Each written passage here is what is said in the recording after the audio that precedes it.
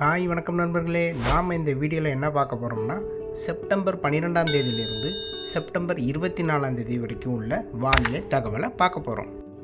அதாவது செப்டம்பர் 12ஆம் தேதியிலேருந்து செப்டம்பர் 24ஆம் தேதி வரைக்கும் பகல் நேரங்களில் அதிகமான வெப்பநிலை இருக்கும்.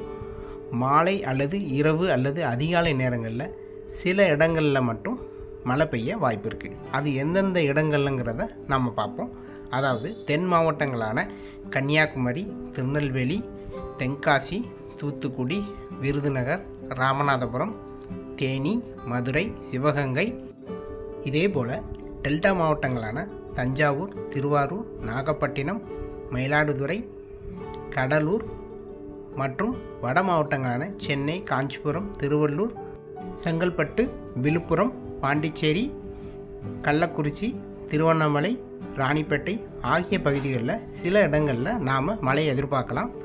இதே போல் மேற்கு தொடர்ச்சி மலைகள் மற்றும் மேற்கு தொடர்ச்சி மலைகளை ஒட்டியுள்ள சில பகுதிகளில் நாம் மழை எதிர்பார்க்கலாம்.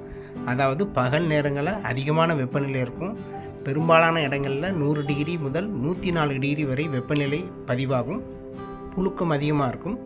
நான் ஏற்கனவே சொன்ன மாதிரி கன்னியாகுமரி முதல் சென்னை வரை உள்ள கடலோர மாவட்டங்களில் நாம் மழையை எதிர்பார்க்கலாம். அதாவது மாலை அல்லது இரவு அல்லது அதிகாலை நேரங்களில் தான் இந்த மழை இருக்கும்.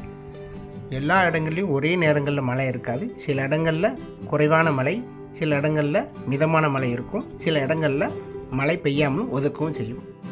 தமிழ்நாடு முழுவதும் வெப்பச்சலன மழை எப்போ எதிர்பார்க்கலான்னா இந்த மாதம் இறுதியில், அதாவது செப்டம்பர் 29ஆம் தேதியிலிருந்து நாம் வெப்பச்சலன மழை மற்றும் தென்மேற்கு பருவமழையை நாம் தமிழ்நாட்டில் எதிர்பார்க்கலாம். அது எந்தெந்த மாவட்டங்களில் எந்த அளவு மழை இருக்குங்கிறது நான் வரும் வீடியோவில் நான் பதிவு செய்கிறேன்.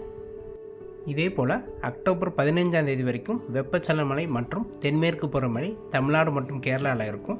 இதன் பிறகு அக்டோபர் 19ஆம் தேதியிலிருந்து வடகிழக்கு பருவமழை தமிழ்நாட்டில் பெய்ய தொடங்கிடும். இந்த வருடம் வடகிழக்கு பருவமழை தமிழ்நாட்டில் சராசரிக்கு அதிகமாக மழை பதிவாகும். வானிலையை பொறுத்த வரைக்கும் ஒவ்வொரு நாளும் பல மாற்றங்கள் காணப்படும். ஸோ தொடர்ந்து இந்த சேனலை சப்ஸ்கிரைப் பண்ணி வச்சுக்கோங்க. அப்படி பெல் ஐக்கான் கிளிக் பண்ணி வச்சுக்கோங்க. அப்போ தான் நான் கொடுக்குற வானிலை தகவல் உங்களுக்கு வந்து சேரும். மீண்டும் அடுத்த வீடியோவில் வேறொரு நாள் வானிலை தகவலோடு உங்களை சந்திக்கிறேன். நன்றி, வணக்கம்.